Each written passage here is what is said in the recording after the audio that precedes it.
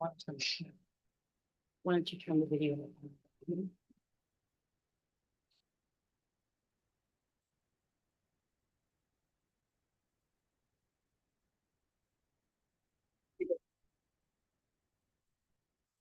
Looks like it's on that.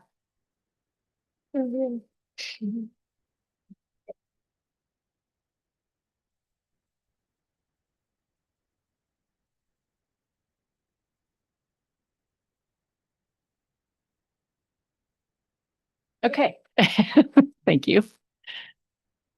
And it doesn't actually look like it's recording. Live stream. Thank you. Okay, so I'm going to call to order the December 11th, 2025 Lexington Planning Commission meeting. And the first item on the agenda is approval of the agenda. Do we have any comments, questions? Actually, I do have a question for you, Arnie. I see that you've there's a campus master plan presentation that's after the comp plan review. Do we need to just put that together with the WNL discussion? It was actually, I think, helpful for you to maybe not be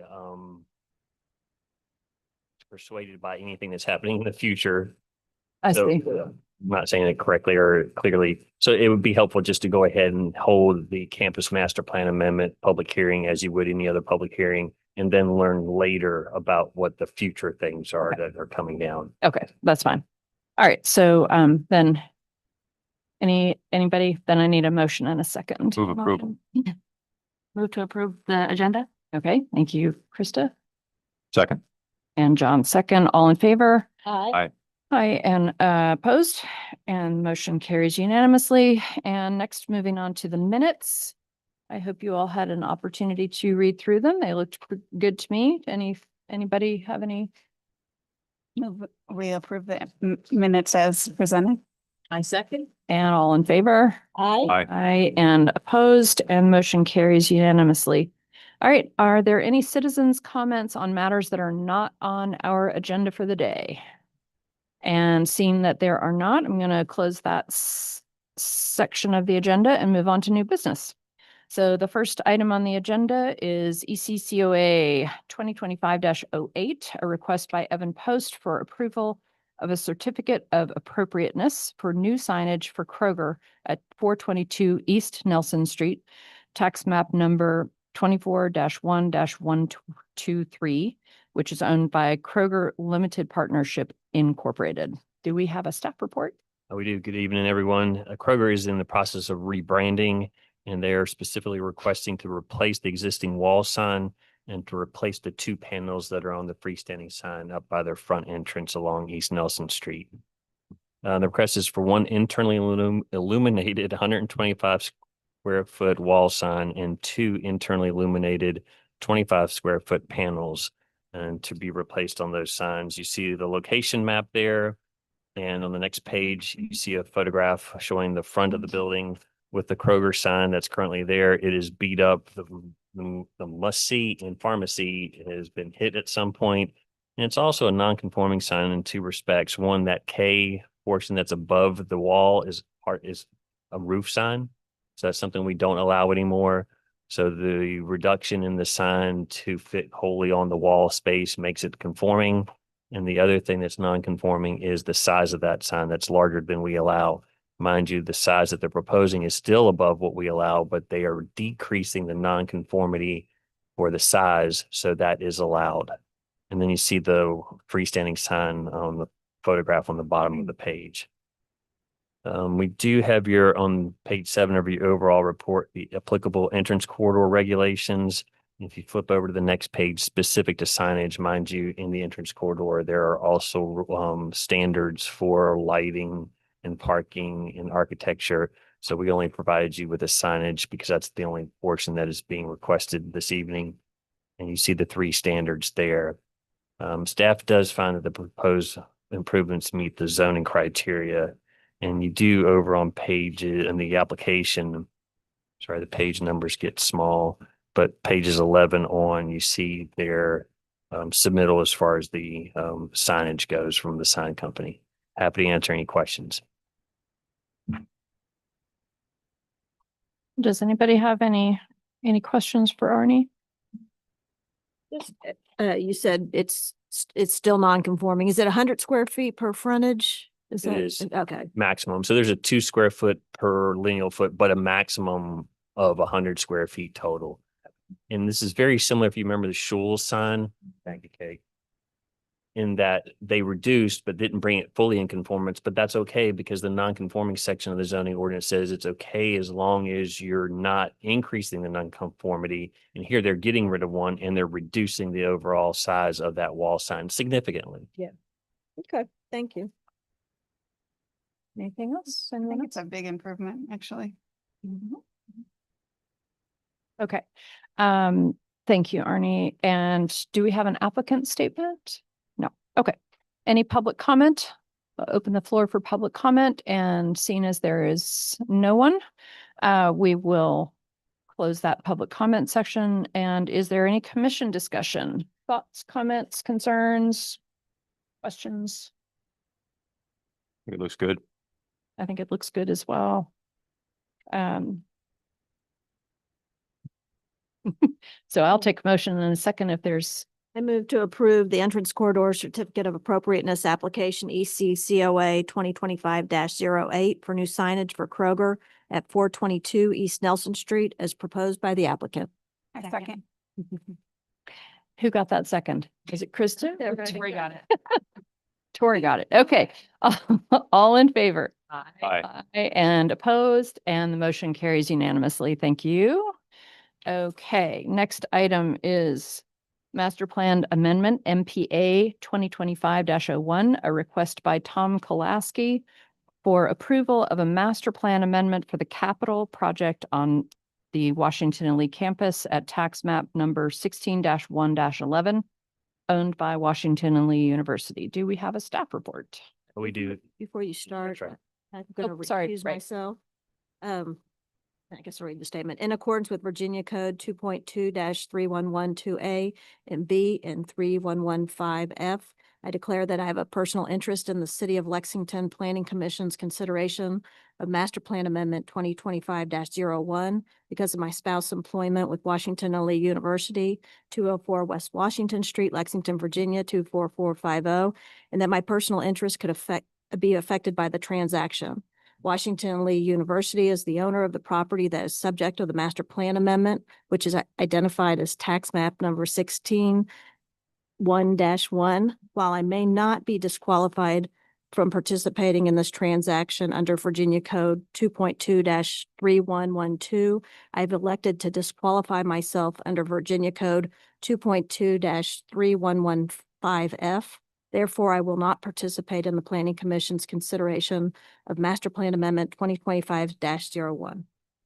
Thank you, Leslie.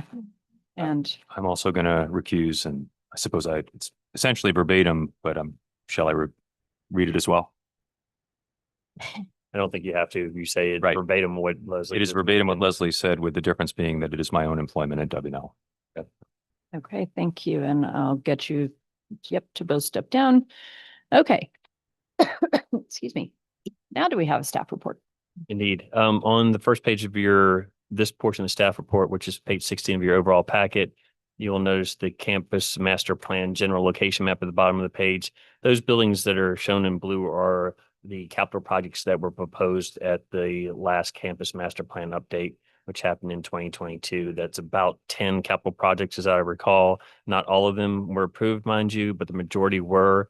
And if you flip over the next page, the bullet point, and we have the campus master plan here, did not provide that to you all individually, but along with the campus master plan, there is an approval sheet that goes with that, and there are bullet points in that particular approval.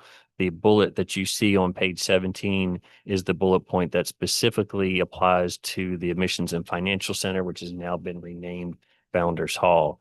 So they were approved for, approval of the Admissions and Financial Center with a building height not to exceed 50 feet, a minimum setback of 34 feet to Washington Street, and subject to satisfactory review of a traffic study and related parking requirements to be provided by the applicant no later than submittal of a site plan review application. What they're specifically asking for is reconsideration of that 34 feet to Washington Street and to take that down to 21 feet.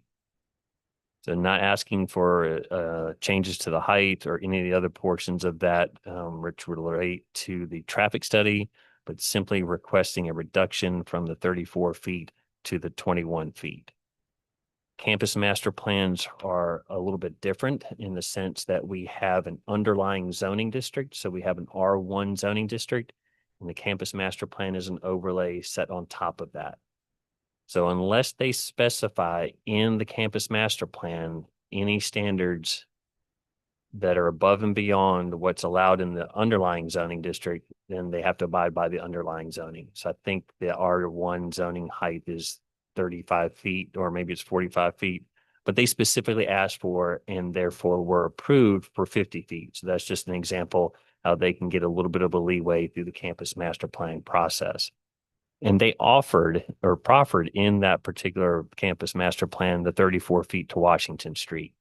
And they're now asking for a reduction in that. Any questions about the request or sort of the machinations, if you will, of the overlay district and how that's applied? Anybody? No, that makes perfect sense to me, but what really stands out in my mind is, are we putting the cart before the horse? Shouldn't the parking be solved first?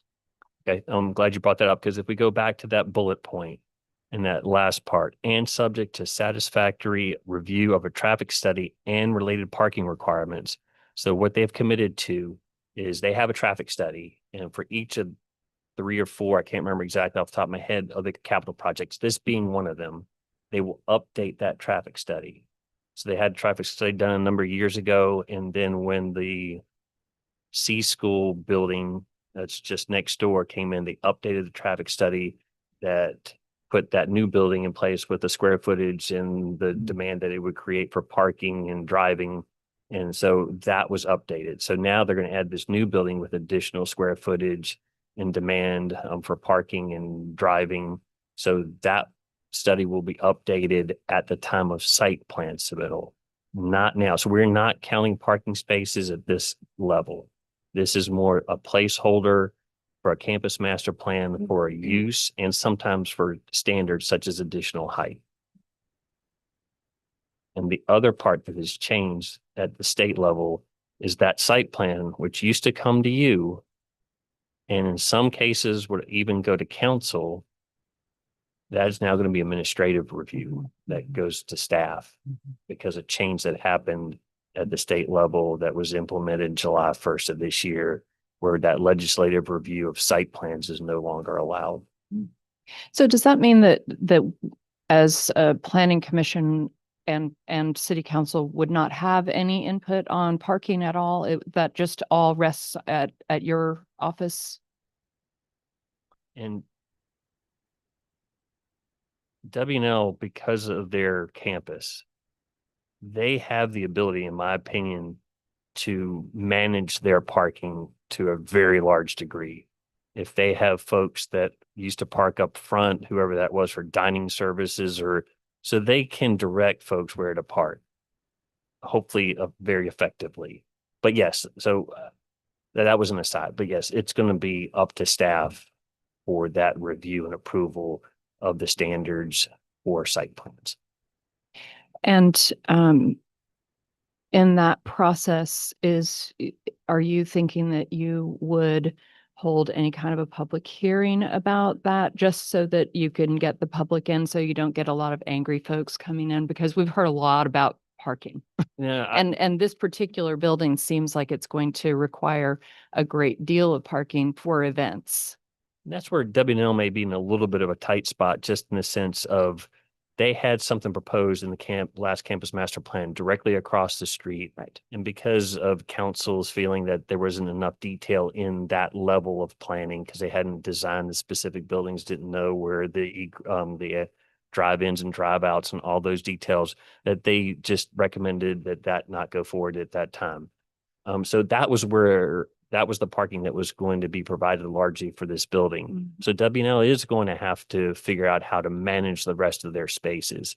I think what you'll might hear something in the presentation in a little bit that will address some of the parking issues campus-wide. Right. That would be my, But, Yeah. sorry, I didn't actually answer your question. Go ahead. No, there is not a requirement in the site plan review process when it's administrative to offer up a public comment or a public hearing for public Sure. comments. No, I understand that there's not a requirement. I'm wondering if you would, sort of as a, like, Courtesy. as a courtesy to the public, allow, I mean, my experience is that people, if decisions are made and then everyone hears about it, they're going to get angrier than if they've had an opportunity to talk about it.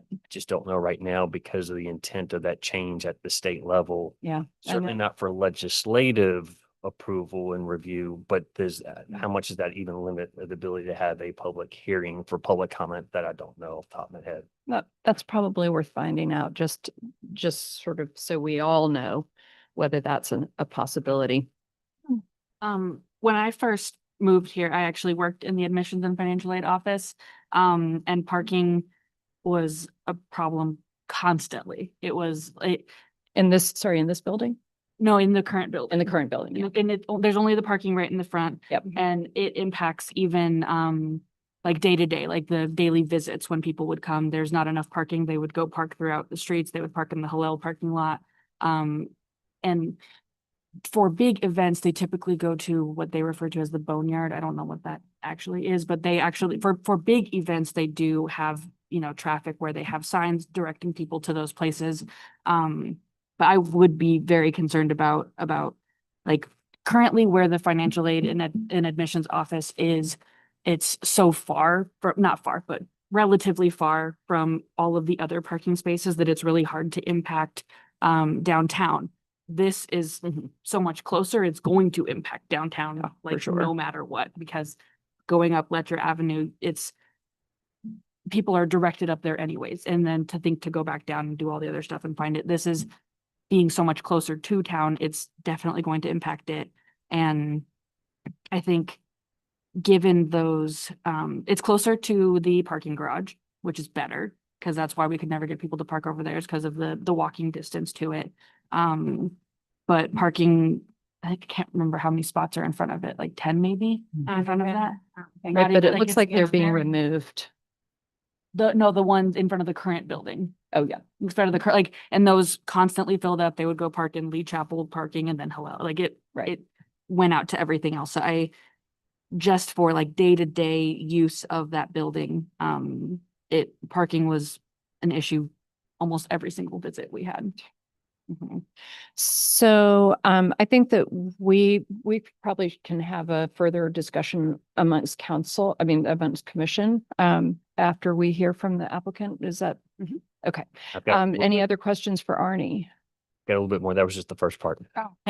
Oh, sorry. So on page 18, as an example, just provided you that capital project for the admissions and financial center. That's number 7, just because it was number 7 out of their list of capital projects, just to provide a little bit of detail, since I think some of you weren't here when we did that review 3 years ago.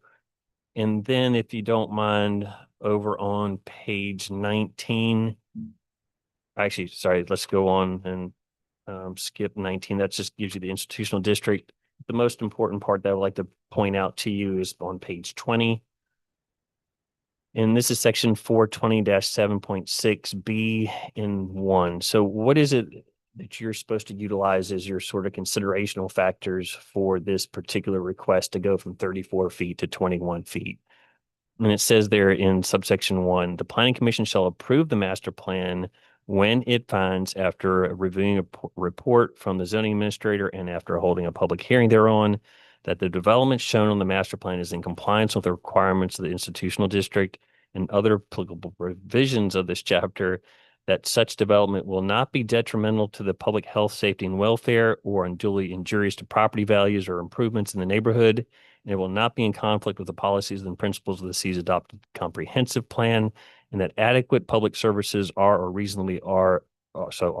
services are or reasonably will be available. Otherwise, you shall disapprove the plan. And then the next one says that there shall be findings of fact. There's not, so that's just for the record. So we would encourage you to use those 4 criteria that are laid out in subsection 1 to make your decision in either way that you go, approval or denial. That's what the request is, or that's what your criteria are for making your decision this evening in your recommendation. Any questions on that specifically? Mm, Okay. If not, then the last thing for my report anyway would be the staff recommendation on page 21. So they had 2 of these, and then I tried to just change out the 34, obviously for the 21, for that's what the request is, to reduce that setback to Washington Street. And then sort of had to weave in, because we have all these approvals from the last time, then I had to not only change that, but make sure that in number 2, that with okay, I should have actually taken out the rezoning comprehensive plan proffers, but just to make sure that those things come forward, and this is only changing 1 item in capital project number 7. And I lied to you. I said that was the last thing. There's also a statement or narrative or explanation on page 25 by Debbie Nell. And then over on page 26, you have the layout of the existing setbacks, and that's where you have that sort of semicircular drive with the parking spaces that you were just referencing. And then on the next page, these are the drawings that were actually submitted with the last comprehensive plan, but somehow that setback was just not brought forward correctly. And then you see on page 28, sorry, shouldn't have jumped that far ahead. So on page 26 with that circular, you see that the setback currently for the stairs, and it's a sort of similar setup where you have stairs and a little patio area, and then you go into the building. So the existing setback to those stairs is 22 feet. And then if you flip over to page 28, it's a similar setup again, where you have this sort of pedestal or stair area that's in the 21 feet to that, and then the building itself is 22. So I'm not saying that quite correctly there, but just I guess the point is this setup proposed isn't terribly different from the current setbacks for the early Fielding building. Happy to answer any questions. I would actually just point out that it is actually quite different. The 22 feet is just for the porch area or the, Yeah. and in the existing setback. I mean, sorry, that's not a setback, right? That's just where the porch is. The setback is actually at 33 feet or 34 feet almost. That's for the building setback on on page 26. That's the building is set back to 33, and in the proposed setback, the building is at 20. Part of it is at 22, and these little, I can't tell what that is actually, why there's 2 different measurements there, but It's hard to tell. but that's the building, and then the porch would be however many feet. I think it's 5 feet is allowed to go into a setback. Is that correct? Unless they show something different. So that's where the standards, if they show something specific, just like they did with the height, if they show a reduced setback, then that's what they're allowed to do. And the applicant can confirm, but I think these are the exact same footprints that were provided with the campus master plan. I don't think the dimensions were specifically on there for the setback. But as I think I recall that this is what was shown, but they unfortunately didn't include the specific setbacks, and then just had the 34 foot in there either on the wrong street or just incorrectly placed in. So Sorry, what are you saying is incorrect? if I'm not mistaken, this is the exact same footprint that was proposed in the campus master plan in 2022. But they just didn't have the dimensions on here. And then when they proffered the 34, that may have actually, and I'm not 100% sure about this, may have been a proffer that should have come off of Lee Avenue side. They either got the wrong street or got the wrong number. In either case, this footprint really hasn't changed from what was shown in the campus master plan in 2022 that was approved. The thing that is different is that they specifically asked for, as an example, the 50 feet in height, and that was what was shown. and that was what was approved. And then they had an offer of 34 feet from Washington Street, which may not have actually matched up with what they were showing on the actual drawing. Mm. So that is something that they're trying to correct, going from the 34 feet down to the 21 feet along Washington Right. Street. But that is exactly what council and planning commission 3 years ago, and then council did not approve. They approved the 34 feet. Yes, as a In- number. Okay. Any further questions? Or do you have anything else, Arnie? No, that's it. Anybody else have anything they want to ask Arnie before we move on? Okay, thank you so much, Arnie. Okay, do we have an applicant statement? If you'll state your name and address for the record. Excellent. Good evening. I'm Tom Kolaski. I'm the Executive Director of University Facilities at Washington and Lee. And Arnie, thanks for your staff report. We're here this evening for a master plan amendment only, not the site plan approval. And so with this, upon approval of a campus master plan amendment at a further date in another couple months, we will submit detailed plans with the application for site plan approval. Those will also include a traffic study, as we agreed to, and also solutions for parking.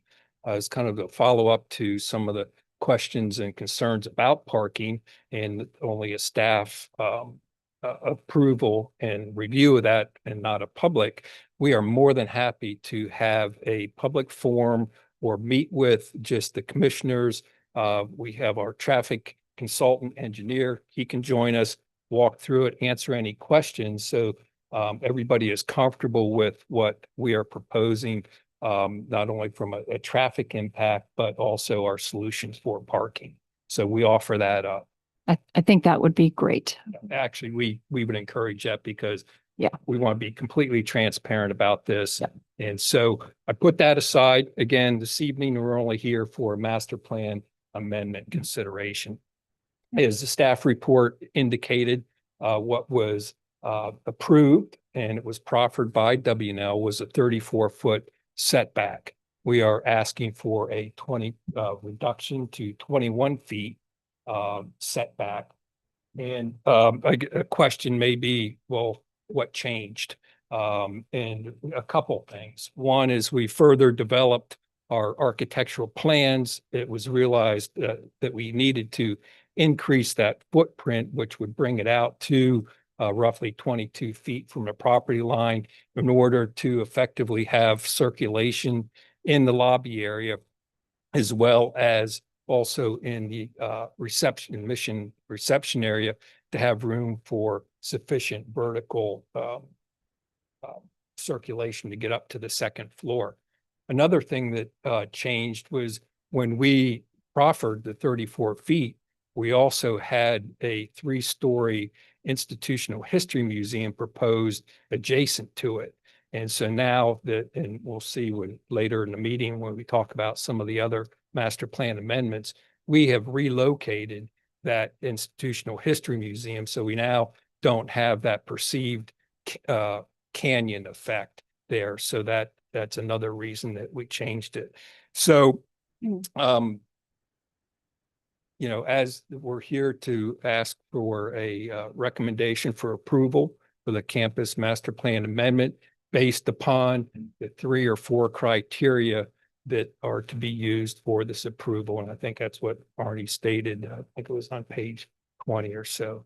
So with that, I'll happy to answer any questions. I was trying to look at the site today and I don't know the building especially well, but if you had to estimate, would you say that the 21 feet would put the new building in approximately the area where the Garden Cafe sits now, that the terrace? Is that what it's called? I don't know what it's called. Yeah. I'm Garden familiar with the Cafe term terrace. garden cafe, but The outdoor, Urban terrace. right, exactly, which it comes out quite a bit further than the other part of the building, the existing part now. So the new build or the new building, would you say the 21 feet would probably Approximately, put we're the building saying there? About 22 feet, so plus or minus a foot. Okay, and then the new steps that come down, if that's the case, would probably be very close to street sidewalk level or right in there. Is that right? But yeah, the steps into the building would come down and meet the sidewalk. All the way down, like, Yes, okay, and that's just for pedestrian right, access to the building. right, but that's gonna come out a lot further than the other part of the building. Mhm, We define it as to the face of the building. the face of the building, okay. How wide are, so I'm looking at your master plan drawing. How wide are is I'm not sure what you call it, a porch, a patio, the walkway that goes around the building, but that's raised above the sidewalk? 48. I'm sorry? Typically 48 inches. In width, I'm sorry, I'll In just width, in width, wide. okay? Yeah. So it's 4 feet from the building. It looks like it's a lot bigger because I'm looking at a double door here, which would be what, 6 feet? 6 feet. A double door, and it looks like it's like more like 12 feet in the drawing. I assume you all, You're I'm looking looking at at a schematic here, schematic that was drawn in 2018. right? Like I said, when we submit for site plan approval, we'll have detailed plans as they exist today. Okay. Okay, and where, so since you're revisiting sorry, you're revisiting what you all proffered or offered back in 2022, the 34 feet wanting to reclaim, what is that, 13 feet? 13 feet. Where are you? I'm looking at this illustration that shows that the 50 feet is being measured off the ground from the main entrance, which is another like 7 or 8 feet off the ground, off the Lee Avenue, From the threshold of the door. from the threshold of the door. My understanding is that building height is off of grade. Okay, what we submitted and was approved was, I think, a sketch, I have a copy of the sketch. It shows 50 feet from the threshold of the door to the top of the roof. Okay. So which is actually off of Lee Avenue, going to be more like 57, 58 feet. There's elevation change there, correct? Right. And which street does so the entry is on that corner, correct? It's right, yes. So you could say it's You on could Lee say it, Avenue. yeah.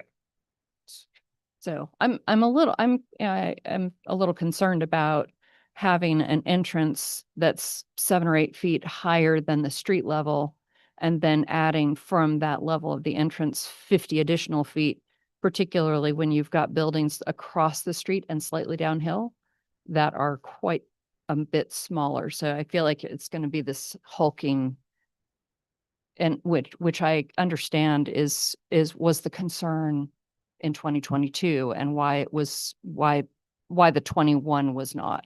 The concern was we had another proposed 3-story building adjacent to it across the street. That building has been relocated to Right. another site. Yeah, I understand that, but I Okay. think that there were other Okay. concerns as So well. we It can have wasn't just that. Discussion when we submit for site plan approval. Right. So those would be my concerns about this, is that you're staying at 50 for all intents and purposes on Lee Avenue. You're talking about a building that's almost 60 feet high, and sort of also a much more sizable building because you're getting 13 additional feet into both along Lee Avenue and then up Washington Street. So those would be my concerns. Does anybody else? Did you? I have a question, regardless of which plan, if it's 34 or 21, are all the trees going? Yes, The existing trees will, yes. We have a detailed landscape plan, which again will be reviewed and submitted as part of the site plan approval. Which will go to Arnie. Right. Yes. Yeah. And the rest of city staff. Right. Okay, does anybody else have any? Stuart? My one, I don't know if you can speak to it or not, but, I have a sense of the size of Evans Hall and the building that's right there adjacent to it. I think there's counseling or something going on in there right now, but so what approximately is the square footage of that building? And then what will be the square footage of the new building? New building is approximately 28,000 square feet. We know what the Evans Hall and the other building equal?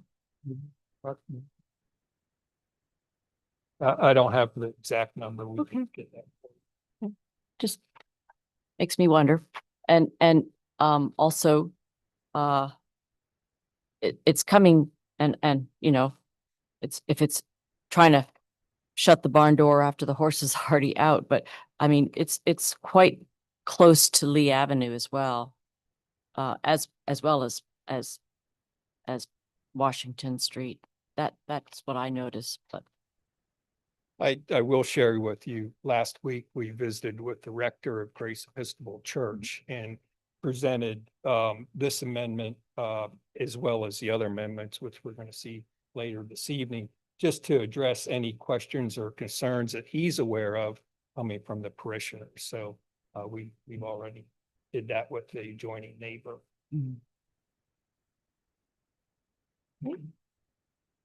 Anybody else? Anything else? Okay, thank you so much. We might need to call you back up, but so stick around. Thank you. Okay, we'll open the floor up for public comment. Anybody in the public? Okay, closing public comment. There's no one here. And we'll open up commission discussion. So, thoughts, concerns? I have,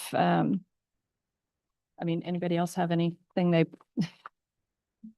just to reiterate the parking, but we've been through that and Yeah. it's a shame to lose the big existing trees, but I suppose that's consistent with a lot of new build construction. Yep, for sure. It looks like it's eliminating the parking, right? Like that little half circle. Right, there- It's no, not, correct. like it's only like 5 spaces, but it's taking those away. That's right. Eliminating that parking and then I'm not, it looks like it's also eliminating the parking on, or maybe 1 or 2 spots on Lee Avenue. And it's got a bump out now. Arnie, is that? I don't think anything's changing on the Lee Avenue side that I can recall. But you also notice on the Early Fielding Way, which is the little alleyway that goes up the back. And there's a slight difference in their 2 drawings, but there are a number of parking spaces which may equal the ones that are going away on the front of the building. and that's not for service, because over here on the back, it says that's a service corridor. So to me, that would be for catering trucks and that sort of thing. That's what that Yeah. looks like to me. Same. I don't know the intent on who's going to be using those, but just to point out. They aren't going to bring their fancy guests in there, though. I doubt it. Mr. Kolaski, could you answer that question on the proposed, you've got 5, 1, 2, 3, I could 5 just- spots. And you're If I looking could, at. Yeah. Sorry. if you don't mind just focusing on the height issue or the setback issue, sorry, not the height issue, but the setback issue. So how is parking influencing the setback issue? Fair enough. Thank you. Okay, so let's talk about setbacks then. So who has thoughts on the setback? I think I've expressed my concerns about the setback, that it's creating a much larger bulk of building closer to the street and that this was something that the the Planning Commission in 2022 was presented. They had much broader discussion about it, and they approved the 50-foot height based on a 34-foot setback from Washington Street. So I'm concerned about changing something that just 3 years ago, with a lot more discussion and preparation, ended up with 34 feet. And particularly given the 50 feet, that's actually more close to 60 feet on Lee Avenue in the height. So those are my concerns. Anybody else? When you look down the street, the storefronts are very close to Sure. the street. So, I mean, there is quite a difference from where this existing building sits now and the storefronts that, so I don't find it hugely offensive that it would be closer to the street since the storefronts are much closer. Sure. Just saying that, and I do know that construction plans change and evolve, and there's problems with construction plans. I've dealt with it myself, so Right. not everything can be pre-planned perfectly when you're looking that far out, years out. Right. And I would say that I agree with you actually on the setback, except for the height. So the height, because it's on a hill, it's, it's quite high, plus the level being measured not at ground level, not from grade, but from 7 or 8 feet above grade on the corner there. If you're talking about the entry being on the corner, then that's where you should measure grade from. And that's my understanding of it. Yeah. Anyway, that would be my concern, just that it's sort of big and hulking and so the buildings. If we can only look at the setback, which is what we're being told, we can only look at the 34 to 21 feet, not the height, because that's already been. Right, except that the height was predicated on Correct, the I setback. understand. So I think that they are inextricably linked, at least in my mind. Any other thoughts? Is everybody ready to vote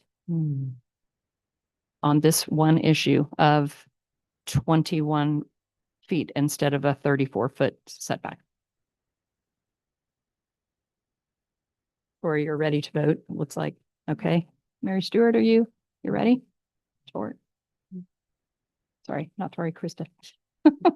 Okay, let's do a roll call vote.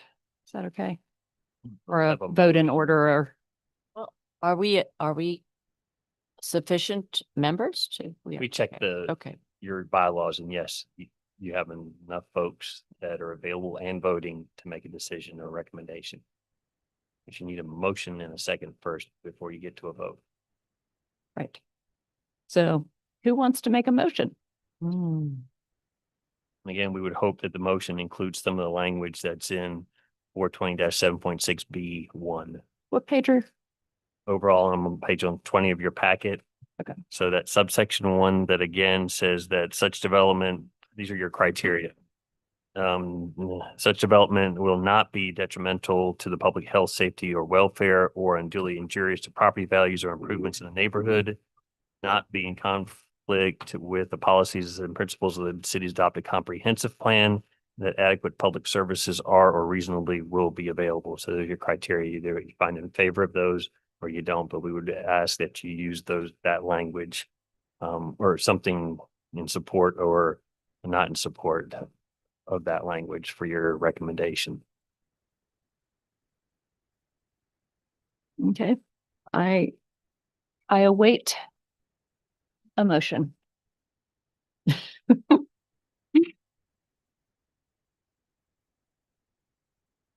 Is there a way to, again, predicate it on the rest as it's presented, that we can't vote on that? As it's presented, meaning what else is going to happen in other parts of campus? No, with this building. Because from what I understand, there was, parking was going to be addressed yet. Well, No? Right? This- even in, This is just for the setback. Yeah. This is all, it's so only about the setback. And then the site plan is going to go to Arnie. and that's when their traffic impact study with a parking analysis will also be provided. So that's at a later step. Right. And Mr. Kolesky said that they would offer a public hearing about the site plan and that would show the parking and the traffic study so that folks can understand what's going to be happening. And hopefully so that they can get some input from the public.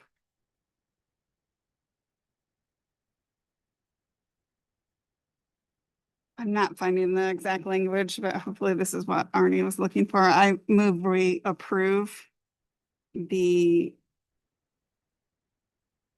Motion I- or the, yeah, no, I the, move we approve the request The request. from 34 feet to 20 or 21 feet for Founder's Hall. And I feel that it complies with the requirements of the institutional district. Is that what you needed me to say? Arnie, is that, Is that enough? That's good, but if you could say something perhaps to support that it is not detrimental to public health, safety or welfare, in your opinion, or any of those other Oh, four okay. criteria specifically in the middle of that subsection 1 on page 20. Okay. I feel that it is not detrimental to the public health, safety and welfare or unduly injurious to the property values or improvements in the neighborhood. That's good enough. You don't have to hit all of them. I was gonna say it's a lot longer than that. I don't know how much you want me to read, but It's fine. okay. okay, do we have a second? I second. Well, we'll just go all in favor. Aye. Opposed? No. So it carries 3-1. Okay, so then we are moving on to comprehensive plan reviews, CPA 2025-01, community facilities chapter, and we'll have Jeremy Crute with the Shenandoah, Central Shenandoah Planning District Commission. We're going to have a staff report first, though. Do we have a staff report separate? Okay, then, and then we have public comment. Do we have any public comment about this chapter of the, okay, you're on. Good evening. Once again, I'm Jeremy Crute, Director of Planning with the Central Shenandoah Planning District Commission. Pleasure to be with you again this evening. This time we're going to be covering the Community Facilities and Infrastructure chapter, which was provided to you in advance of last month's meeting, but we didn't quite have time to get to it. So we're going to be covering that today. Just by way of broad overview, this chapter just covers all of the community facilities and infrastructure specifically that the city provides in order to meet the needs of the citizens. And specifically that includes a summary of the administrative facilities, namely City Hall, and then goes into detail with the public works, including refuse and recycling, water, sewer, and stormwater, parks and recreation, public safety, including the police, fire rescue, and emergency management. And then in addition to that, going through the schools, libraries, and cemeteries. And then after doing the overall summary of each of those, as is the case with all the other chapters, it then highlights a need assessment and the goals, objectives, and strategies. Where unless you all have any thoughts or opinions as to things that are, major gaps within the planning context and or partnerships and initiatives. I was thinking that as with last time, we would park in the needs assessment and goals, objectives, and strategies and spend most of our time there. Which I have a little bit of just, of community input from the survey to touch on before we get to that point. But first, before jumping into the needs assessment, wanted to open the floor if there was any major comments on planning context and or the partnerships and initiatives for major gaps in that or pieces that you'd like to see added or taken away. I'll make one suggestion and you can disregard it if you don't like it, but we mentioned where the temporary offices are. I just feel like by the time we approve Yeah. this, Yeah. we're going to be in the new offices. So I don't know. I think it's going to be confusing in a year Agreed. to have that. And I did write several comments that I sent to Arnie that he said he would forward to you. Wonderful. That was one. Anybody else? Have any? Nope, just Jeremy, speak closer to the microphone. So it's easier to hear you. Thank you. I will do my best. Thank you. Okay, I think. One that might be up for discussion, I guess. It was also on page 35. Uh-huh. There was a sentence about Brubaker expansion. But now that the county is planning on doing a recreation center, Mhm. I don't know that we want to commit to that at this point, but we might put that Ro's working on a strategic plan to assess programming and facilities. So maybe it could lead to that, but I think that was put in there thinking that possibly a rec center would go there, but it's not going to go there now. Sorry, which page are you on? That was on page 35. That 35. 129 of the 129, plan. thank you. Yeah, it's hard to figure out which number to use. Yeah, I'm not seeing any, maybe they're under the staple. Mhm. Thank you. Yeah, they're right it's easier on the online version to see it there.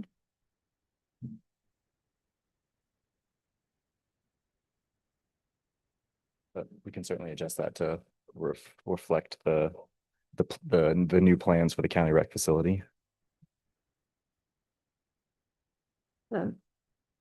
Under the schools, I would, there's that table. And I would just suggest possibly leaving out pre-kindergarten. We do have and we might put in there that we do have a pre-K program. It's actually a Head Start program and it's not run by the city, but the city gives them space now at the Lilburn Downey Community Center. I think all I can assume for the reason we have one student for 2 years is that they may be receiving services that the city pays for, but it's just misleading to say that. And then we can fill in the kindergarten one. It looks like it should be 55. So we can certainly take that out. Mhm.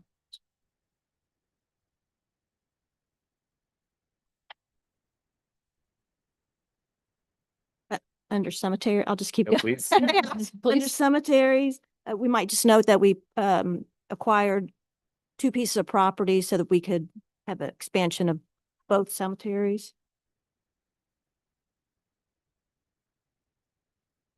And Leslie, in your comments, and you've got written comments? Yeah, Do you provide like the language for where those are located and? The page, yeah, Okay. right. No, I mean like language for Jeremy to use so where the additions are, where the additional. property is. Some, most of it's just strike out. Okay. But on page 135 under telecommunications, that last sentence, it's saying this the city's the goal, saying the city should invest in fiber and the goal is to eventually make the service available to all areas of the city. Right now, there is access to fiber to all areas of the city. That's great.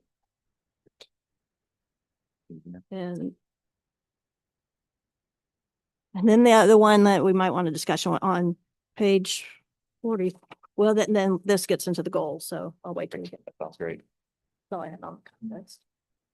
And I had a lot of comments that I emailed. And sorry, I don't have a printout. I don't know if Arnie has a printout of it. Sorry. That's great. Thank you. Were they grammatical or substantial? So or- I made them probably, I did that document pretty much like a month ago. So Pull it up if you. I don't honestly remember.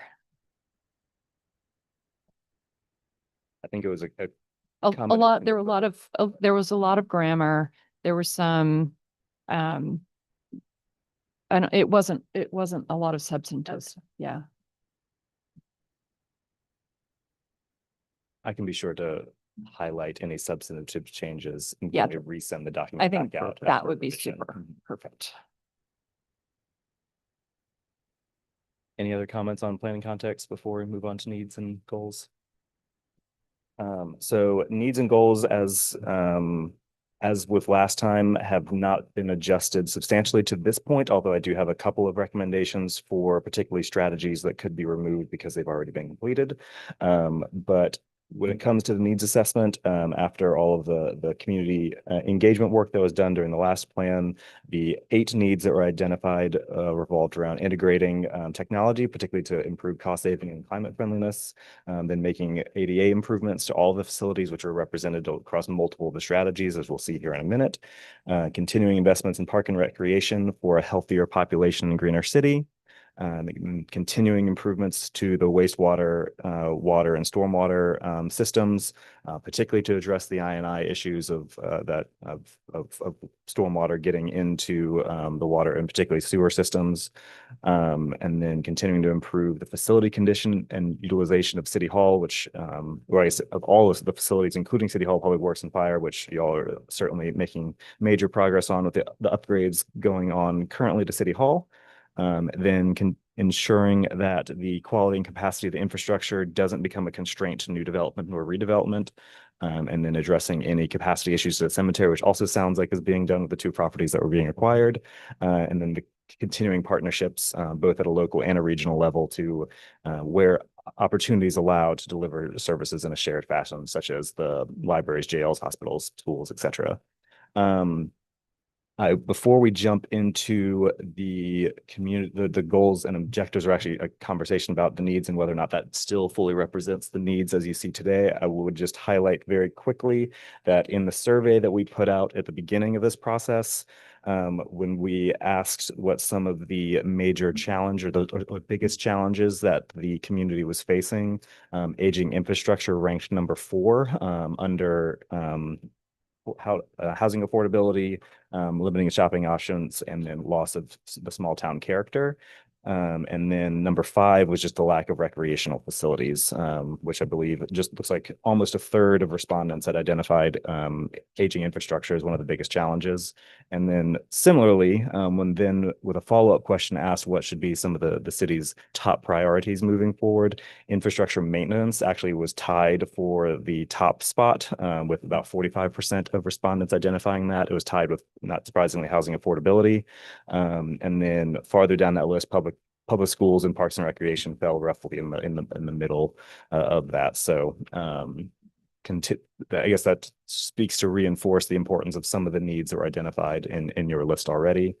I guess just when it came to rating the current service provided by some of the infrastructure and services, most respondents, like, I guess, as a reminder, within the survey, we asked folks to rate the quality of service provided by fire and EMS, police services, snow removal, water and sewer, storm drainage, and street maintenance. And across the board, most respondents either rated all those services in the good or average range. Particularly fire and police, most folks said it was good or excellent, whereas then moving down into some of the other water, sewer, stormwater, most respondents put it in the average range, usually between 45 and 50% said average, with street maintenance actually falling the lowest position, with 18% of folks saying poor.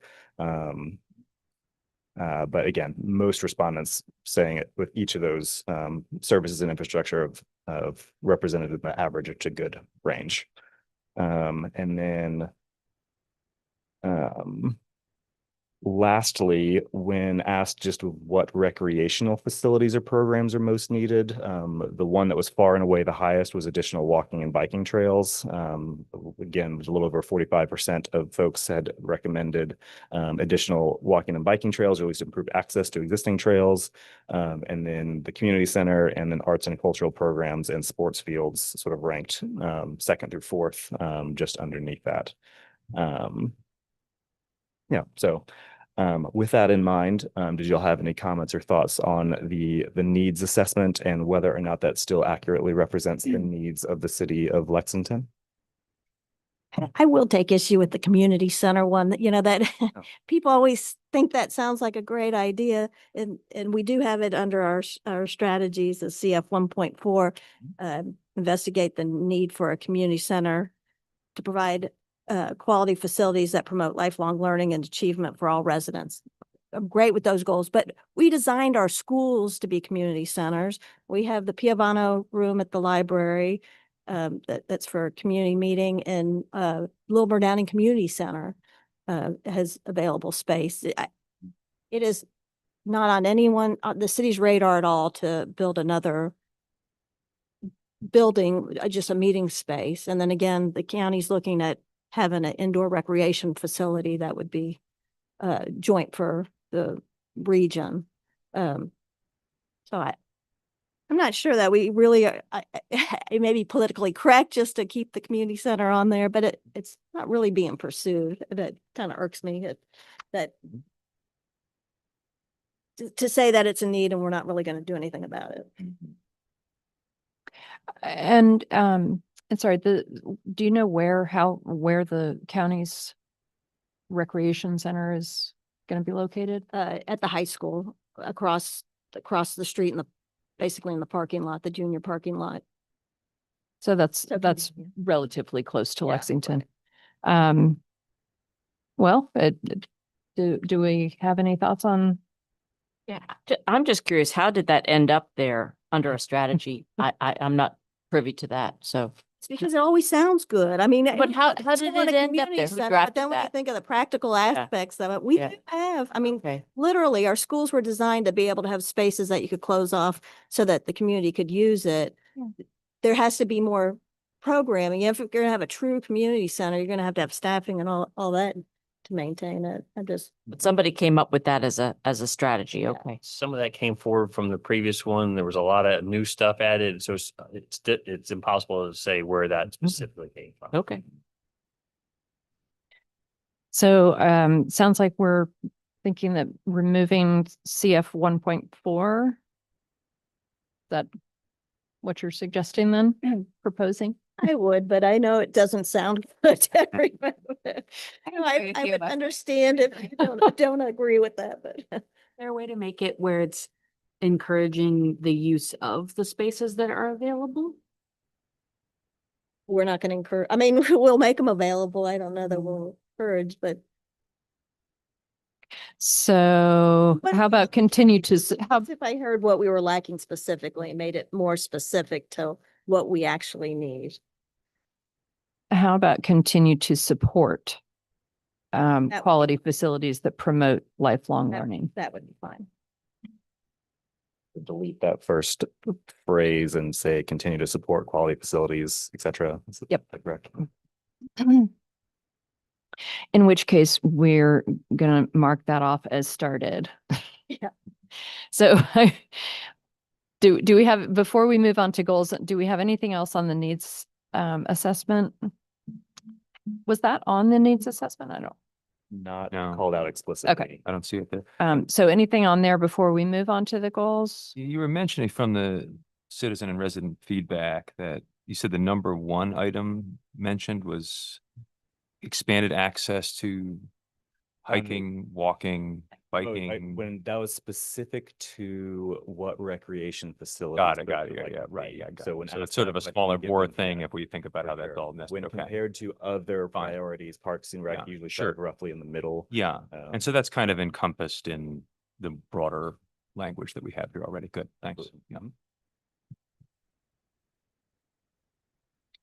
Okay, sounds like we're ready to move on to goals, objectives, and strategies. Do you have?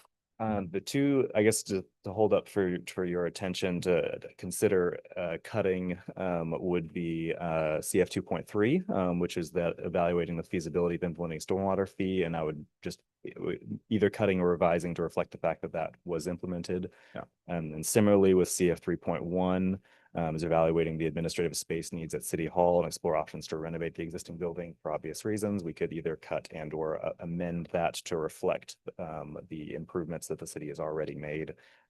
So those are certainly two that I wanted to bring to your attention for revision and or removal. Yeah. Yeah, and this gets to the, how we're reporting to city council about and the public about about progress made towards Yeah. the comp plan. Sure. So I would say that, we had talked about having like those 4 columns, right? So those two would then be marked as completed. Right now, I think we really only have a started / ongoing. And and done. Got it. So those two go into done. Let's just back up and, is there anything No, else? those are the two primary Okay. two I wanted to hold up for Okay. your attention. Let's back up and we just want to mark off anything that we have started. It sounds like maybe we've already identified the ones that we have completed. And if there's any language that we need to tweak in these, we can go forward. So CF 1.1, this is under the objective of improve access to community facilities and services for all residents. Conduct an ADA accessibility study of city facilities, streets and walkways, and implement recommendations as appropriate. So is that something that I know that there are maybe more than one group that's looking at sidewalks right now? I think Strong Towns was talking about it and Green Infrastructure was talking about it. But I'm not sure that that's an ADA accessibility study. And I also know that the city has made a bunch of improvements on those corners and made to make the sidewalks accessible. I'm not sure I understand the question, but the city, as the city's doing projects, is to the best of their ability, making things ADA compliant. I Mhm. don't think we have a citywide accessibility study that I'm aware of. But as we're taking on projects, as we can, are trying to make those improvements be ADA accessible.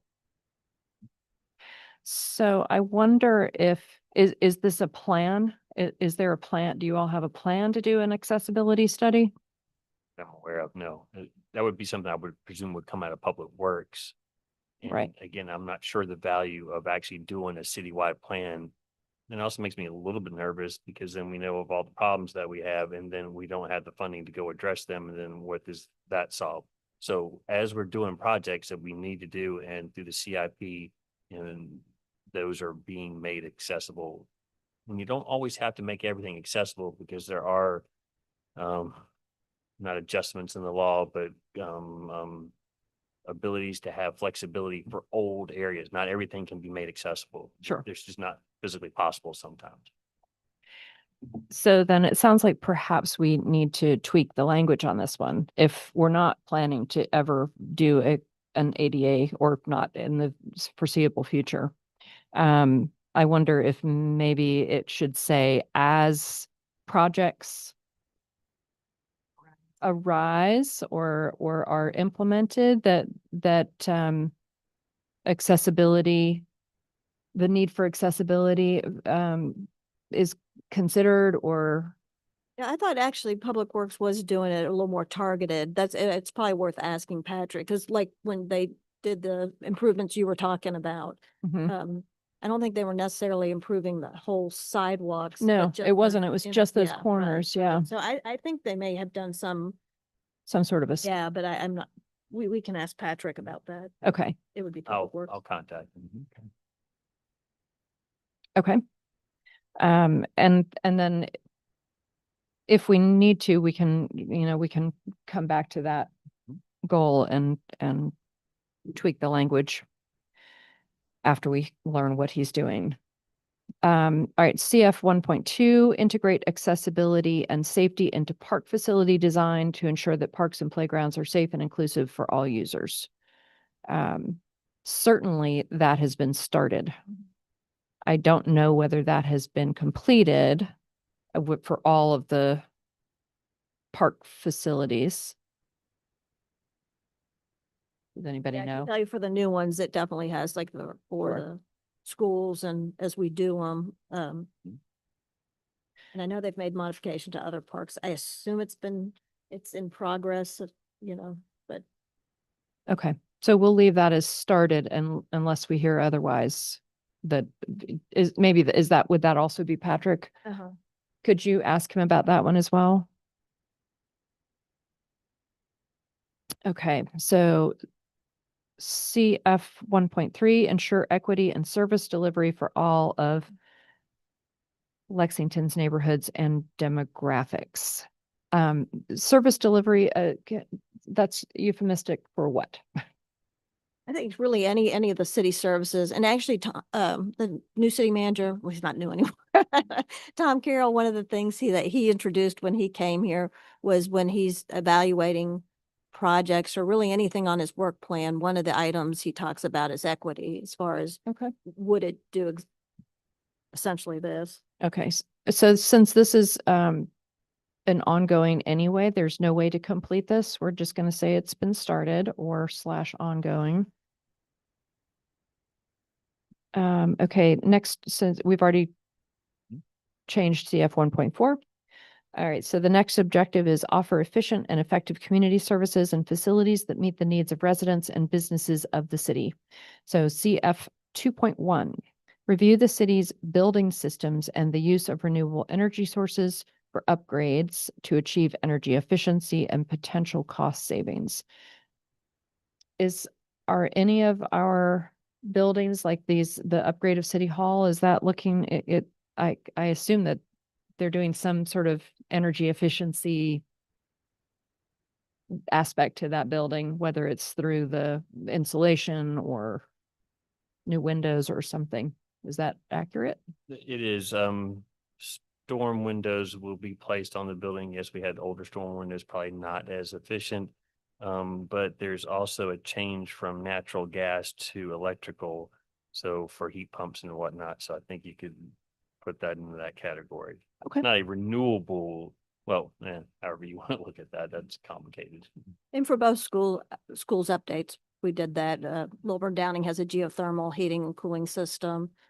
Great. And solar panels there. And then we made some efficiency, Waddell, sorry, is efficient building. We didn't get to do everything we wanted in it, but it is a Super. efficiently designed. building. That's great. Okay, so that's I've marked off as started and ongoing. So CF 2.2, resolve the contingency water supply agreement with Rockbridge County due to the impracticability of piping water from the Moores Creek Reservoir to the city's water treatment facility. What is the what is the Ongoing. situation? Yeah. Ongoing. Okay. All right. And just when we went through this exercise a few months ago, you all went through all the chapters, all of that was already provided to Jeremy, just as far as things that are ongoing, accomplished. Yeah. Not that there were many of those because they're so open-ended, but that information's already been passed along. Yeah. Great. But not for this chapter or for this chapter. All the We voted all chapters, the because we chapters. all went through all the chapters. Ah. All right, well then so we're interesting. So we're going to then not need to worry about whether it's done or not, and we're just If something can Text get revision. looking at the Chuck, work. if something needs to be adjusted because of some change, or if there's something new that we didn't consider last time that needs to be put on. Okay. All right. So, I had one to suggest Yep. on CF 5.4, let's continue partnerships with Rockbridge Area Recreation Organization and the Rockbridge Outdoor Partnership. I, Support implementation of the Rockbridge Area Outdoor Recreation and Trail Plan. Yeah. I had noted to change the name to Rockbridge Outdoors. Oh, I didn't, yeah, Probably not. that's fine. I was just gonna note that, if we want to make it more measurable, to maybe put something about our support and participation in RARO's strategic planning. I like that a lot.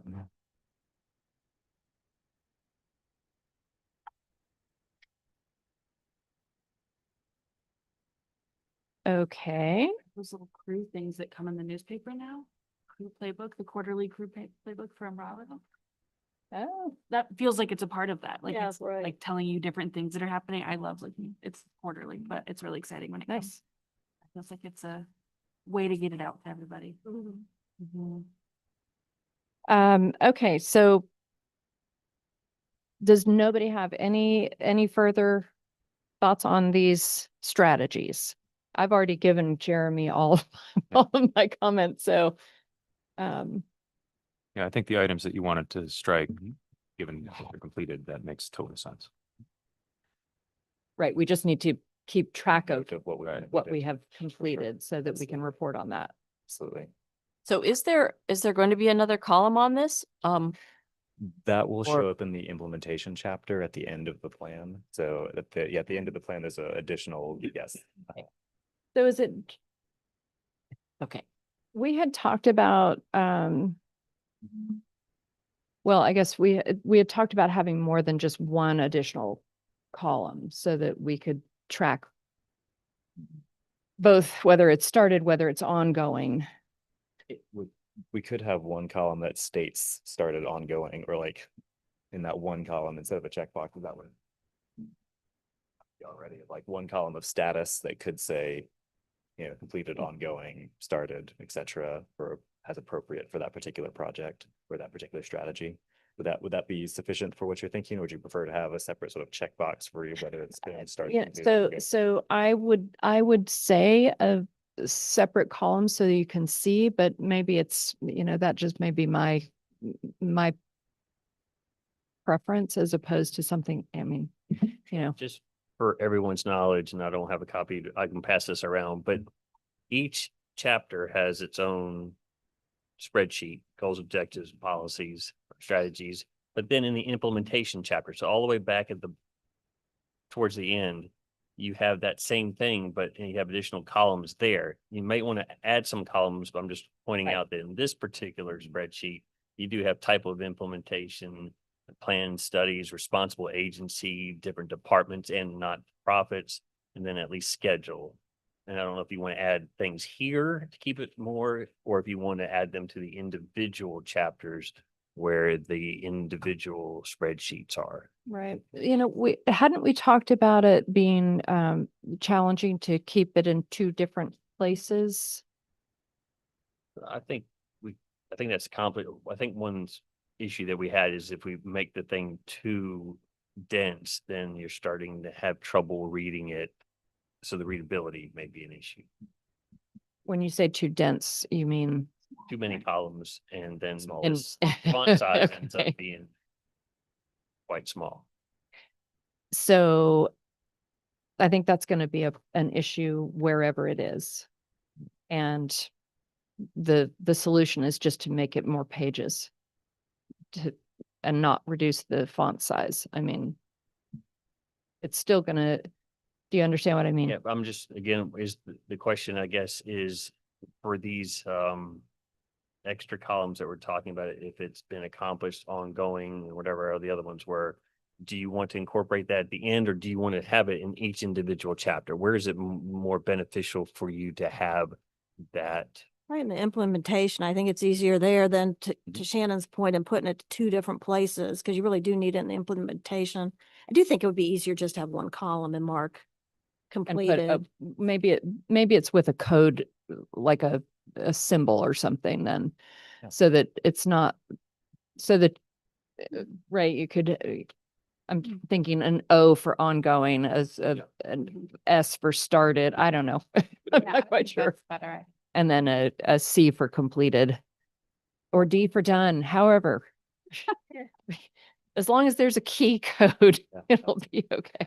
But I guess I think a code like that sounds great. And just to clarify, are we thinking that for all of the individual plan elements, so community facilities, housing, like, et cetera, that we will remove the goals, objectives, and strategies tables from those elements and incorporate them all into the implementation chapter instead? Is that what I'm hearing, just for conciseness? Wait, or- wait. So are you saying, is your question whether we're taking this and Mhm. taking it out of this chapter? Yes. I don't think that was Okay, just the not adding the additional columns to. correct. Perfect. Just sort of adding, so the additional columns would not be here.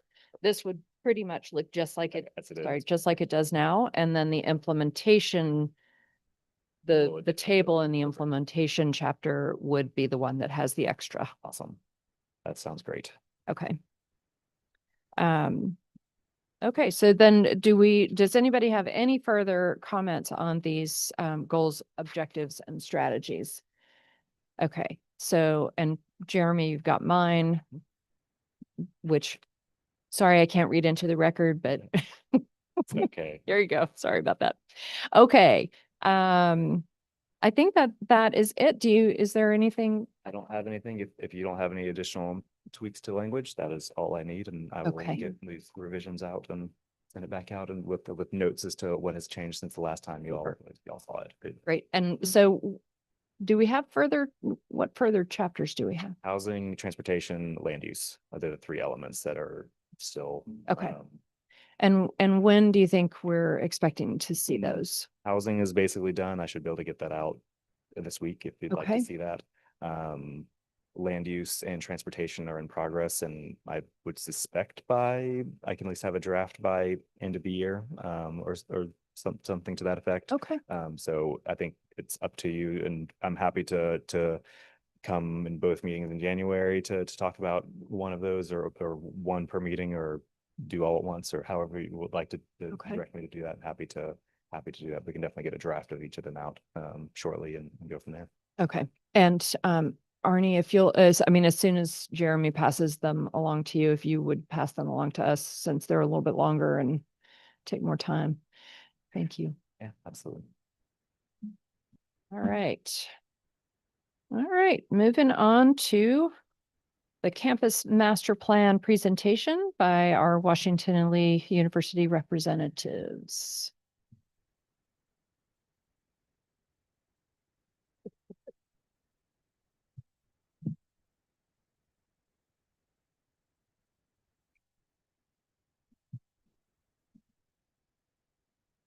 Okay.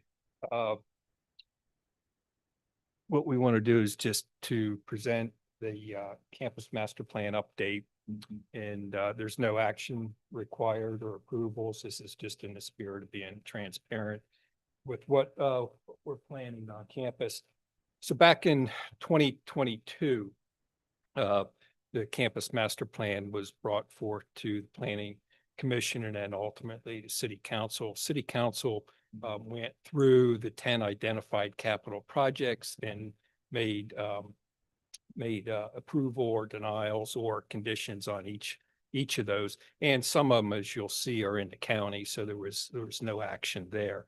As Arnie had mentioned earlier, we had 10 capital projects identified in the campus master plan. And as with any university campus master plan, it's just a guide, and a good campus master plan allows for flexibility and changes to accommodate emerging opportunities, changing economic times, and other variables like that. So what we want to go through here is kind of hard to see, but those are the original 10 projects identified in there. And then what I want to do is show as of now, December of 2025, you can see or maybe you can't see, the items that have been completed, for example, the Heart Center and the library, and on. And then there's always some emerging projects too that come up, which we need to do to support other major capital projects that were identified. What I want to really talk about tonight are item number 2, the Institutional History Museum, item number 6, which we've already talked about and acted on tonight, so I won't get into that much further. Number 7, which was identified as a parking deck in the original campus master plan. And then number 9, Wilson Hall rehearsal addition. Is it possible to make that bigger? Maybe if you put it into presentation mode.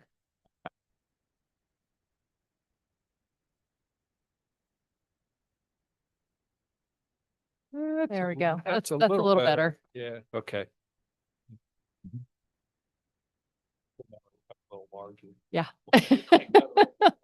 Yeah, no, I can read it now.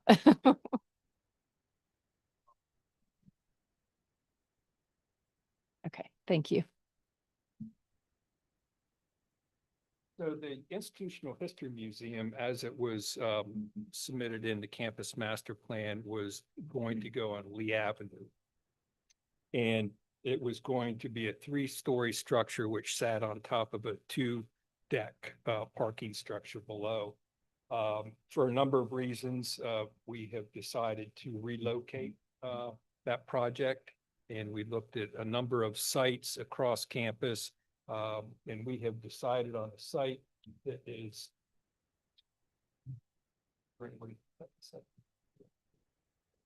so to kind of orient you, this is Tracy Episcopal Church, Hillel House, and what we call the Corral parking lot, this is the Memorial parking lot, and then East Chapel or University Chapel, and probably up the hill. What we propose to do is to put the building on the site directly adjacent to the Memorial parking lot and to tuck the building into the hillside. Whenever we have the opportunity to kind of diminish some of the mass of a building by the existing topography, we do. This is an example. The natatorium up at the law school is an example, and the proposed parking deck on Lee Avenue will utilize that, what we refer to. What is the, oops, can you go back? One more. Oops. There we go. So to the right, yeah, those that what you're hovering over right now, what is that? It's just tiered landscaping. So With like raised with walls? yeah, Yeah. low walls. I think you'll get a better sense of it when we look at some of the artist renderings. Is that gonna be any kind of a, like it looks like you could set up a bunch of chairs and look down and do Let's take a look at. okay. So you can see here.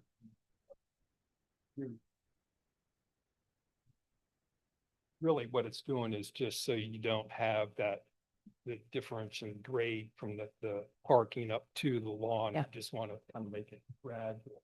And then also what it does to help support the building going into the hillside, just the overall appearance of that. So this image, if we're hovering over Jefferson and Henry Street, looking back toward Hillel House in the background, this would be what you would see. A building that faces both onto Jefferson Street for a public entrance to this, and then also we would have an entrance off of the what we call the Memorial parking lot.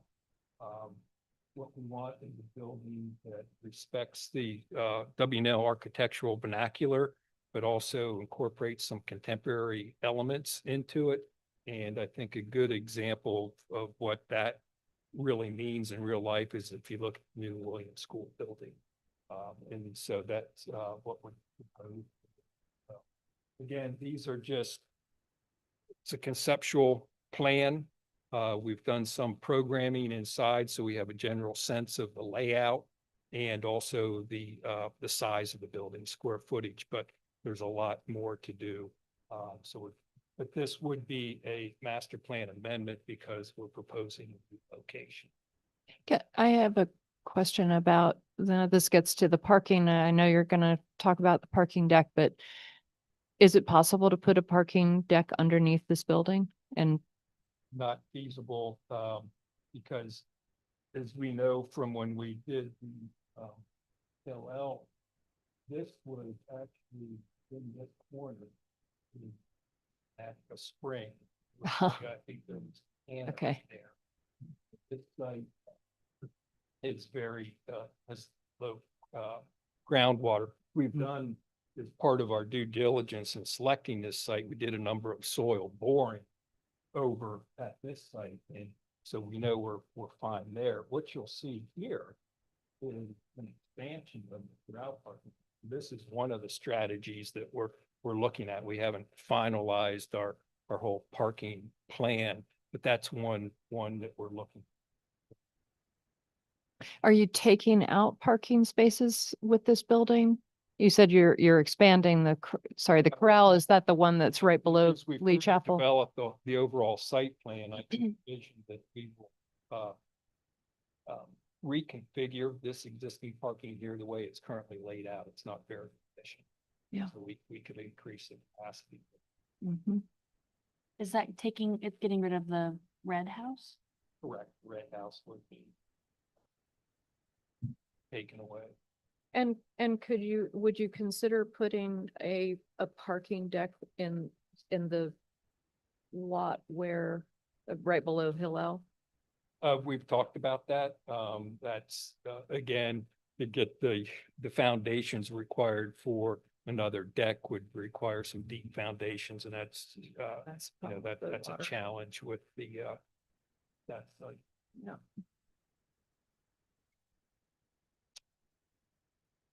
This would be a view if you're, with your back to the colonnade, looking out, you can see, Sigma Nu. Sigma Nu, under here and then, you know, downtown and back. So what we want to do is make sure that that building, by tucking it into the hillside, it sits comfortably on that site. We don't obstruct views of the historic colonnade in that, that view shed. In the back, when you're in the hub of the building as it's proposed now, with all that glass, you can actually look up and see Washington Hall. So we want to have that not only the physical connection, but the visual connection to the historic colonnade. So that sounds like you're gonna be taking out a number of big old trees. Is that accurate? Yeah, number of trees taken out. There's a couple actually of black walnuts down there that frankly need to come out. Mm. And so with any building project we do, we always have a comprehensive landscape plan. And we want to make sure that those plantings that are there help support the overall aesthetics of the building. Some of our buildings now, they're just, you know, black walnuts just were there forever. And then when we also want to incorporate native species whenever we can. We do have not a formal policy, but the best practices. Whenever we take out a tree on campus, we're typically replacing it with two. So. It looks And- like it's gonna get rid of all those bushes, which are, I hated walking by those bushes every time, so I think that's excellent. I don't know, whatever, they're just, I Yeah. hated them every Yeah. time. Yeah, having to walk by them, they annoy me. Like Like a a Halloween Halloween thing. thing. Those bushes, I don't know what it was, and it feels like there's like animals hiding inside of them. So I think That's funny. This is just another view from the colonnade looking back toward town. And you can see how the topography benefits the overall placing of that building back. You know, in there, the outdoor terrace as well. So we envision this building to be very much a public building, not only the university, but the local community and the broader community as well.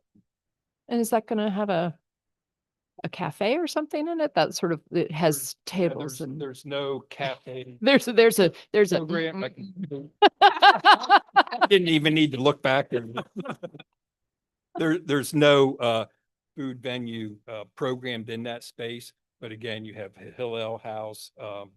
Yeah. And then bringing this building right to the edge of town. It's envisioned that there's flow, just much like the Founders Hall. We're really bringing, you know, the prospective students and their families to the retail front door, if you will. So, and then there's, you know, we also do a lot of just, we classify them as outdoor learning spaces. They can be as simple as, I think, John, you sit on the front lawn on the grass, or with the new Williams School, we have more formal structure. So the outdoor learning spaces are very popular.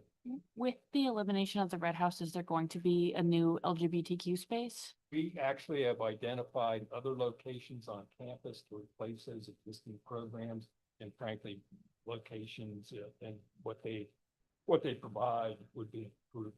Okay. Programs, yeah. And are you going to be working with your sustainability folks is this going to be a LEED building? Yeah, or- we are committed in the campus master plan for all new buildings and major renovations to be at least LEED silver. And so we've achieved LEED silver on the new Williams School, and we're confident that we'll get LEED gold on that building and that would be our first LEED Gold building on campus. We currently have 6 LEED certified buildings on campus, and so this would be at a minimum of silver. Great.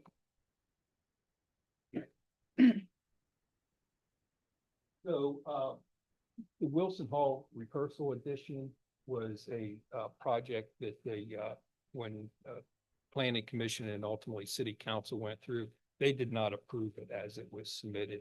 So what we've done is we'll be submitting a master plan amendment.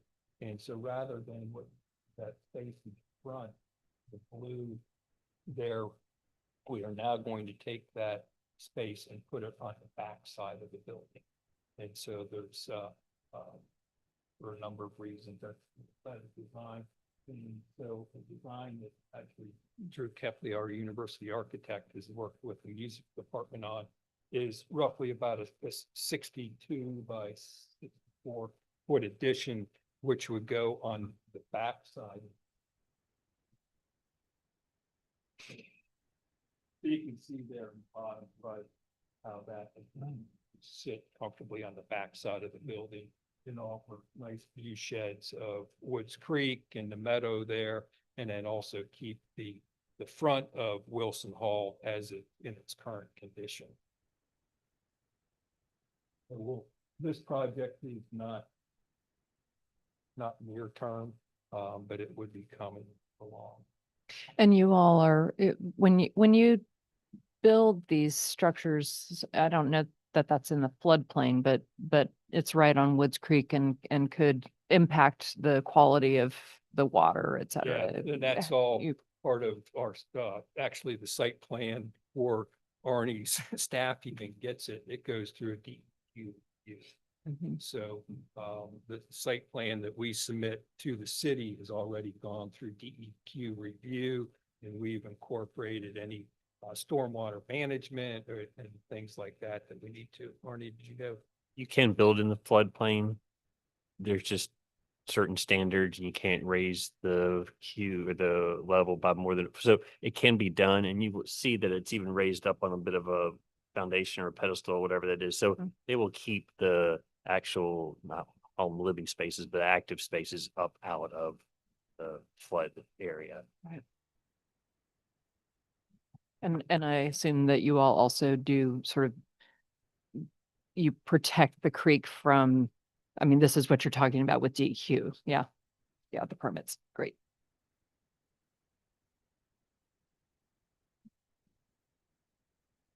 So housing sites is, when Sasaki completed our master plan, we tasked them with identifying 2 sites for additional upper division housing. And so we have the site B, which is on the other side of West End Circle, this is above the law school parking lot. And then site A, which is just below the field hockey field, which is here. This is the existing village for 3rd-year housing. We don't have a plan to have a 4-year housing requirement, but we want to provide some additional housing for upper division students, whether and we would take a look at this as just overall upper division an inventory of upper division housing that could be 3rd year and 4th year. What we are looking at is roughly about 170 additional beds. And so we've worked with Hanbury, which is the architectural firm that did our village for us. And we've come up with roughly this layout for the 170 additional beds. Using the models that we had for the townhouses and apartments. Currently, they're very popular amongst the students. And so this space along here, it was actually kind of found space. Right now, it just drops off and it goes down. There's a little stream and then you have Belfield up there. So again, here we could put some houses, use that topography and to help diminish the overall mass of the houses. Plus that lower level has a nice walkout onto the lawn and the meadow.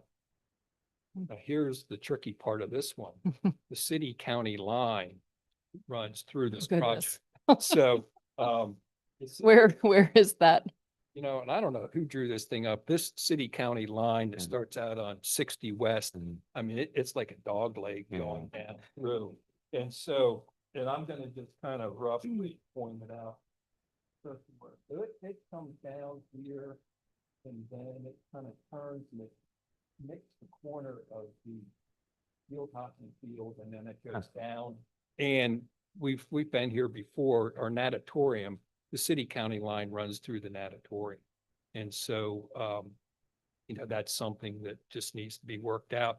The majority of the natatoriums in the county, so the county, that's who we applied for the permit and they did they were the jurisdiction having authority over that. So again, we'll need to just work through that, when we get to this point, so. So this would, So those are all in the city or mostly in the city? Excuse me. yeah, as it's shown here, the bulk of the units would be in the city. In the city. So you would go to the city for permits. We would have a conversation and decide, you know, we're gonna pay a building permit fee. We can make that check payable to the city or we can make it payable to the county. We let the city and the county make that decision. Yeah, right. On the natatorium, it was, you know, that the majority of the structure was in the county here, you know, Right. we'll cross that bridge when we Yeah, get there. yeah.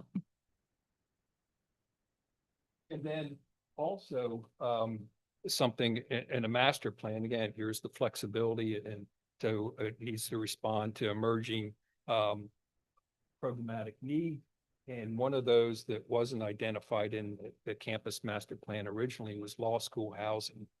But with our law school, which is a 3-year program, and it's a rolling enrollment. So there's some 1Ls, which they won't find out about their admissions until maybe late in the spring or the summer. They're scrambling for housing. And so there's a true identified need for some housing. And so again, Drew Kepley, our university architect, came up with this strategy where we can have some studios, because our law school students, I mean, that's a different demographics. And so we need some just plain studios and some 1-bedroom apartments. So this allows us to have that mix. This city or the county line kind of cuts through here. And so these would be in the city. Does that include you said like 170 beds? Is that No, both of these? this- That's The 170 would be for on the undergrad side. This is 24 apartments. So we have 6 1-bedrooms, 16 studios, 2 2-bedrooms. that's excellent. Because in actual incoming law school, it's classes, what is it, Steve, 135, something 125, 135. So you're roughly 25% of what a undergrad class would be. Could you orient me exactly where that is? So this is what we refer to. It's hard. It's here at Peterson. Yeah, I'll just. This West End Circle, West End Circle. Yeah. This is the upper parking lot, the Rena for Peterson Data Center. Yeah, here, yeah. And BMI. That's the. Oh, okay. This would be BMI. Rena.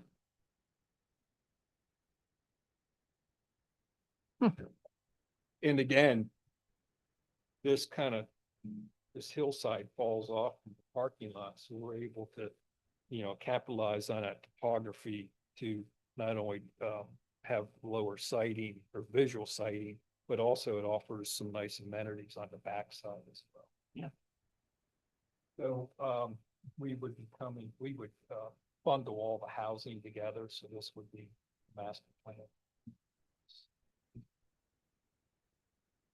Elrod Commons, there was a couple projects that were included in the original master plan. One was the expansion of the marketplace or the dining, which we have completed. And then, in that, you can see, again, talk about flexibility of campus mapping. That side. Can you, where are we? So we are the road top of Fort Colony. So this would be Lee House, here's Simpson House and Moore House, and we're looking back to it. I see. And so just an example how campus master plan changed. This is where the original expansion of campus. Yeah. The addition, John picked up a nice terrace. So that's complete, but now what we want to do is to go in, and we've heard from student affairs and students that they would like more of a traditional, what we call student union, a space that they can call their own. And so what we propose to do is to repurpose the existing bookstore space. So if you know where John, you haven't seen this part before. No. So, you know, the center spine, which goes down to the marketplace and out over to Woods Creek, and then as you come in, the university store is off to the left, and it's a 2-story space. So we would capture that space and turn it into a student union, which is directly adjacent to the Cafe 77 and the new living room area. And so if you're in, this is probably somewhat of to some of you, a familiar view where you're looking back into what is currently the university store, and we would just turn that into a student union. You know, there is an opening between the first and the second floor. It's been closed off. We would open that up again, just for transparency. And the nice thing about that space too is you don't know it now from all the merchandising that's in there, but light, you have windows on all 3 sides and even the 4th side, and light just penetrates through. So it's a very welcoming space. And then what we would do is to extend out of the student union and create this terrace on what is now the lower end of and this is more here. And so as some of you know, that's a huge event venue space for us. And so what we want to do is to provide an area which we could have different events. And also, as John knows how popular that terrace has become, this would just be the terrace on steroids. And so they would come. And then what will kind of begs the question, where's the university store go? Well, we would anchor that on the other end of that terrace, or not the terrace, but the plaza. So is that the DuPont? No, This is no, a you're new at structure. Lab. This is a brand new structure which would go.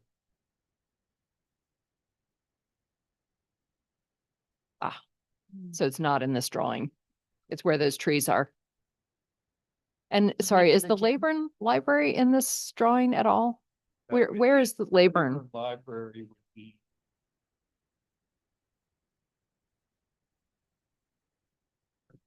Right. So Labor Library. Yep. Plaza here. Ah, okay. Got it.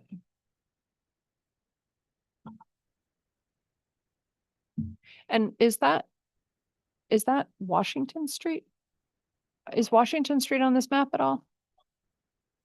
Okay, No, so the bookstore would be right on Washington, basically. yeah, we, have strategy.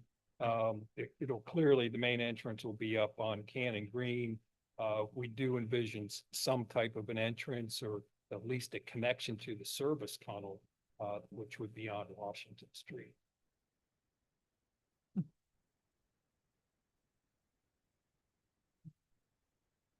That may be all I have. There wasn't anything about the parking deck? I No, thought, sorry, I thought that yeah, was on the yeah. agenda. We're just, we're finalizing and further developing that. We've, our traffic, or transportation engineer, I think they like to be called. They have updated all their data.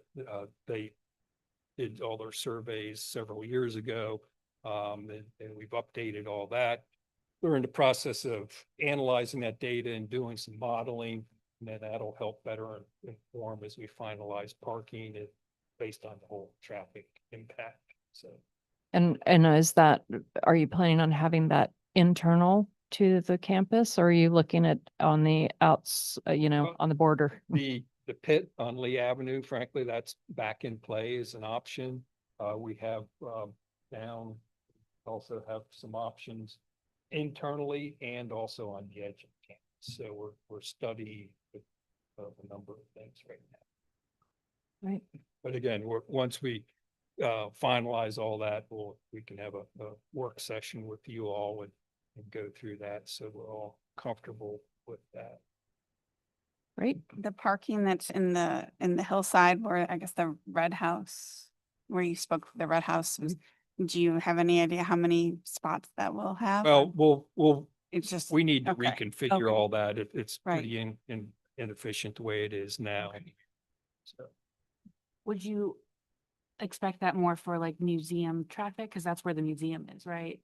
The yeah, institutional once activity? we get all of our spots and our locations, then our public safety manages our parking and just by our placards that we have, we can designate where people park. Mhm. When do you expect to have that part of the study ready for? But we have to have that before we can submit for site Sorry. approval. I'm back on the parking. Yeah, the whole, Well, yeah, when we look at parking, we look at things comprehensively. So, yeah, well, because it's kind of a kit of pieces. Yeah. And so you need everything to, work together. and my And understanding, also, the county requires one parking spot for every bed. So as we add beds, we need to add parking. So we have a strategy for that as well. and although the residential is mostly in the city, Still follow the same. I see. But although that parking would be with those structures, not elsewhere, Would correct? be close to it. Yeah, Yeah. it's not going to be down on this side of Woods Creek. My understanding is that the parking deck is pretty much full. Is that, or that's what I hear from It folks. depends. that- Depends on the class schedule. So I mean, there's times during the day, yeah, it is full. And then there's other times that it's not. And then any parking strategies we have, we work with the city as well as Grace Episcopal in the off hours. How can this be a shared facility? Mm, Help solve the community parking. well, we look forward to hearing more. Okay, Thank you so much. other questions? Thanks for the technology support. Thank you so much.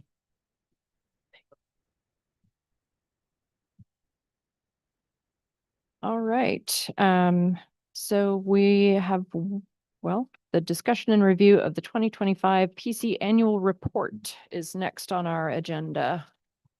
And thank you again to you folks for coming and presenting everything. I appreciate it.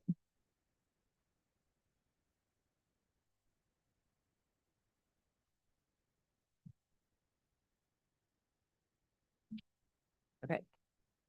Planning Commission, ARB, and Board of Zoning Appeals are just required to have an annual report presented to council. That typically happens the second meeting in January.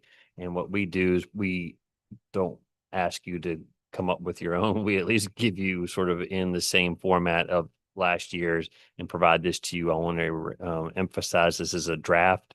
So we've gone through and put in how many meetings you've had in 2025 and in the table, all of the land use applications that you have considered. And this is again, a draft for you. happy to have any review comments. You have the ability tonight and also for your first meeting in January to finalize that if you need to. This is something that Shannon, as your chair, will be presenting to council. Again, hopefully that meeting in January, but there's a chance that might not happen until February. Um, so we may not be done with the comp plan review by then, I'm guessing. Although we would be able to present like a table of our progress towards the goals. Is that something that we could, I mean, since we've already gone through, I mean, a while ago. Do you mean putting all of all the individual tables together that you've reviewed and sort of marked up as started, finished, Yes. ongoing, that thing? Yeah. Yeah, we could put that because that's already something that we have. I think we just have to add them all together into one spreadsheet. Yeah. Right. I think that would be a good thing to be able to present and have them look at, and that'll help them understand sort of what our process has been and why we're recommending changes as we are.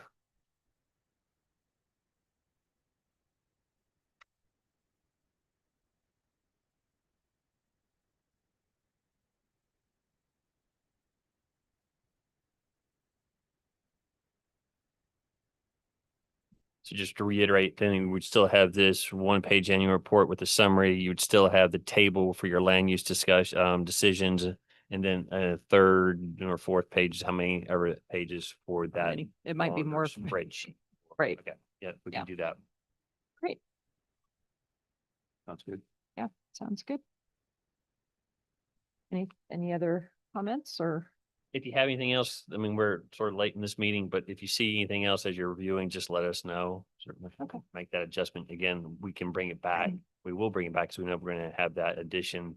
So if you have any comments, we'll try to include that for the next meeting. So you will have one more ability to review before it has to be finalized and passed on to council. Super. Great.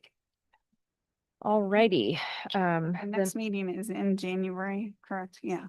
And this is our last meeting of this year, correct? Right. Okay, just did we already change the calendar? You've already decided not to meet. on Okay. Thursday. okay. Good. Okay, good. That's good. Okay, I'm glad I wasn't the only person. I wasn't sure. All right, let's move on to other business. Do you have a zoning and planning report for us? I do not. Okay, and did Leslie leave a city council report? All right, then I'm taking motions to adjourn. I move we adjourn. Second. All in favor? Aye. And motion carries. Thank you, everyone. Thank you. Well,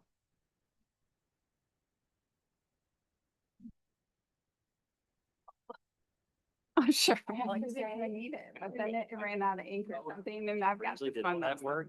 It worked. Comforting to know. There it is. You used it before it ran out. so. I used.